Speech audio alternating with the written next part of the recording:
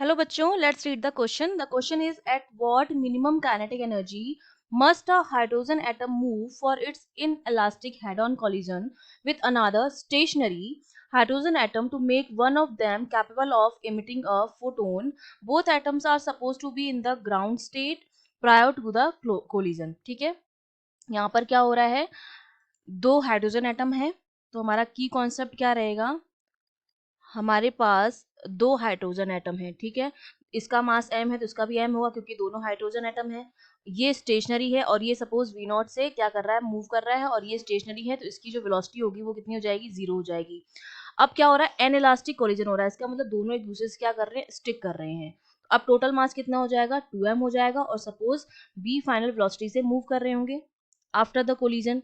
और हमसे कहा जा रहा है कि इनिशियली दोनों जो है ग्राउंड स्टेट में है. ग्राउंड स्टेट का मतलब होता है n इक्वल्स टू 1 में है. ठीक है, तो हम जानते हैं कि ये कह रहा है कोलिजन के बाद वो फोटोन को भी इमिट करना चाहिए. तो जब हम एनर्जी लेवल्स की बात करते हैं, ये ग्राउंड हो गया n इक्वल्स टू 1, ये first excited state, second excited state, fourth, इस तरह से एक्साइटेड स्टेट होती है आपकी, थर्ड एक्साइटेड स्टेट. और ग्राउंड स्टेट में जो एनर्जी होती है हाइड्रोजन की, that is given by ground state में, या मैं nth स्टेट में बात करूँ तो ये होती है -13.6 Z square upon N square, जहां पर n जो हो जाएंगे नंबर ऑफ आपके स्टेट्स हो जाएंगे. तो z की वैल्यू तो 1 होती है for hydrogen atom atomic number. और अगर ग्राउंड स्टेट में निकालूं तो ग्राउंड स्टेट के लिए n भी 1 है, तो ग्राउंड स्टेट के लिए एनर्जी आती है -13.6 इलेक्ट्रॉन वोल्ट.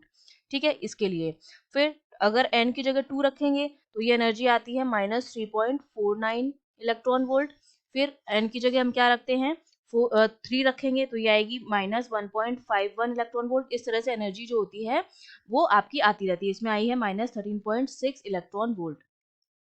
तो यहाँ पर अगर मैं मोमेंटम कंजर्वेशन लगाऊं, अपना इनइलास्टिक कोलिजन हुआ है, यहाँ पर मोमेंटम कंजर्वेशन लगाऊं तो क्या हो जाएगा, एम वी नॉट, क्योंकि इसका तो वेलोसिटी 0 तो इसका तो मोमेंटम 0 आएगा, which is equals to m plus m, 2m into V final. तो यहाँ से वी फाइनल की जो वैल्यू आ जाती है वो वी नॉट बाय 2 के बराबर आ गई हमारे पास. ठीक है, अब अगर मैं देखो हमारे पास ट्रांजिशन जब होगा तो मिनिमम काइनेटिक एनर्जी किसके लिए रिक्वायर होगी, अगर मैं n1 में से n2 में से n1 घटाऊं या n3 में से n1 घटाऊं, तो जब मैं n इक्वल्स टू मेरा 1 होगा और n इक्वल्स टू 2 होगा, उस केस में मेरी काइनेटिक एनर्जी जो आएगी वो क्या आएगी, मिनिमम आएगी. बेसिकली ये क्या लॉस है, काइनेटिक एनर्जी में कितना जो है एनर्जी का लॉस होता है अगर ट्रांजिशन होता है, अगर 1 से 2 में जाता है.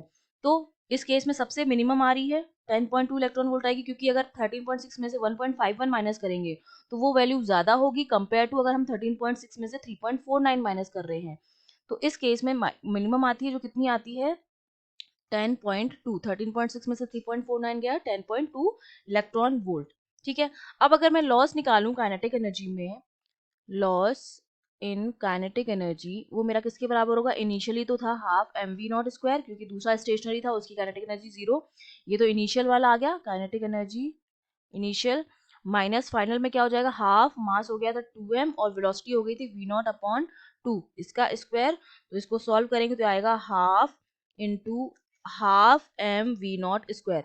हाफ v नॉट स्क्वायर जो थी इनिशियली हमारी काइनेटिक एनर्जी थी, और लॉस इन काइनेटिक एनर्जी हम निकाल चुके हैं. ये जो काइनेटिक एनर्जी मिनिमम है ये हमारी लॉस इन काइनेटिक एनर्जी है, लॉस इन काइनेटिक एनर्जी जब 1 से 2 में, क्योंकि इनिशियली ये ग्राउंड स्टेट में था, जब नीचे से ऊपर जाता है तो एनर्जी जो होता है वो क्या होती है, लॉस होती है. ऊपर से नीचे आएगा तो क्या करता है, एनर्जी रिलीज करता है. ठीक है, तो यहाँ पर लॉस इन काइनेटिक एनर्जी 10.2 था, और ये मेरी जो थी वो इनिशियल काइनेटिक एनर्जी थी जो मिनिमम थी, रिक्वायर्ड थी हमें. तो इसकी जगह मैं क्या लिख सकती हूँ, काइनेटिक एनर्जी लिख सकती हूँ मिनिमम. तो हमें कितनी काइनेटिक एनर्जी मिनिमम रिक्वायर्ड होगी, उसकी वैल्यू आ जाएगी 10.2 इंटू ये हाफ इधर जाएगा into 2 which is equal to 20.4 electron volt. तो ये हमारा क्या हो जाएगा, आंसर हो जाएगा. I hope you understood well. All the best.